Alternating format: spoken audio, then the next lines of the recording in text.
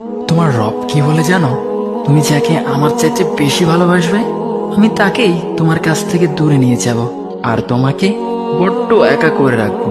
তিনি আরো বলেন, কখনো বলবে না যে তাকে ছাড়া আমি বাঁচবো না, কিন্তু আমি তোমাকে তাকে ছাড়াই বাঁচাবো।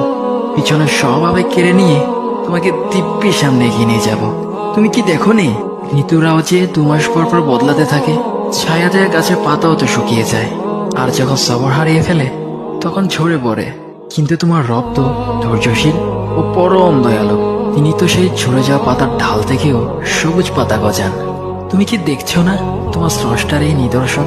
যে মানুষটাকে তুমি নিজের জীবনের চাইতেও বেশি ভালোবাসতে, সেই মানুষটাও একদিন অচেনা হয়ে যায়, তোমার মন ভেঙে যায়, এমনকি বন্ধুর শত্রুতে পরিণত হয়। আর খানিক সময় পর শত্রু বন্ধুতে পরিণত হয়।